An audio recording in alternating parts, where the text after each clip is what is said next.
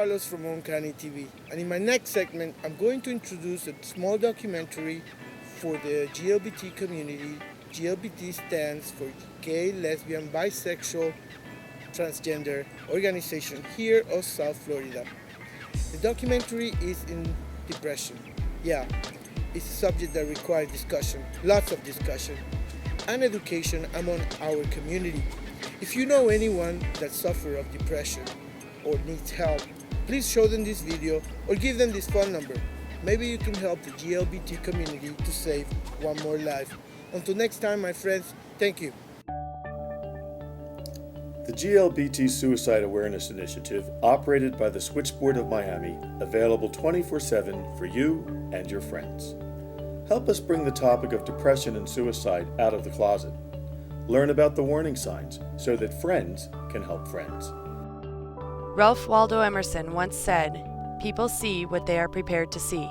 When I say to you Parkinson's disease, you think Michael J. Fox. When I say to you HIV and AIDS, you think Magic Johnson. When I say to you breast cancer, maybe you think Sheryl Crow. All of a sudden, when someone comes out and identifies a major issue that they are going through, it becomes more widely accepted. We talk about racism and homophobia. We talk about sex and drugs. Yet the topic of depression is never discussed openly. This may be a result of society's misunderstanding and or fear of the condition. I still think that tolerance is not widely recognized with regard to mental health disorders of any kind, and including depression. Depression or any type of mental health disorder is perceived as being a weakness. Millions of people are affected by the solitude and feelings of despair associated with depression. Most go undiagnosed, dealing with their condition without any support. Because depression carries such a stigma and such a taboo associated with it, sometimes individuals won't even talk to family members about it. They won't even talk to their best friends about it. And I think that creates a huge, huge barrier. Society has been molded to believe that normal is a consistently happy and energized state. I think most people couldn't understand it. They saw me as this, very easygoing person that, has had the knocks of life before and has just always bounced back. And this was the one point in my life where I just didn't feel like I could bounce back any longer. And they seemed to think, well, don't worry, you'll get over this. But I could not see myself getting through this. Every day was a struggle. Just getting up out of bed was an effort. I never had an issue or thought about having to brush my teeth or take a shower. Out of fear of being labeled as outcasts, people are afraid to admit that they have depression. I didn't want anybody to know that I was depressed because it was a double-edged sword. In order to get out of this, I want to talk about it, but how much can I talk about it without becoming a burden and then everybody pushing you away even further? Yet I want people, and it just becomes this whole paradox. Even if I won $1 million, I don't even know if that would have been enough to change it. Depression affects millions of people, both those that have it and those that don't. Many refuse to see it because if it doesn't exist, then they can't be affected by it.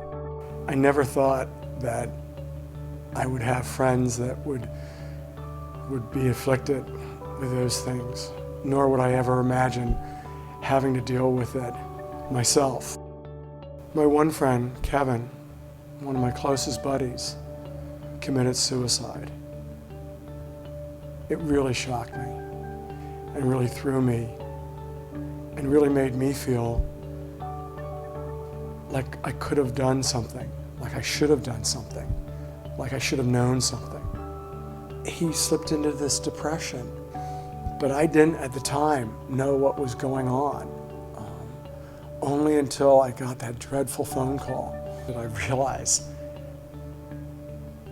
in the swirl of the moment that, oh my God, not only was he depressed, but he had been so depressed that it was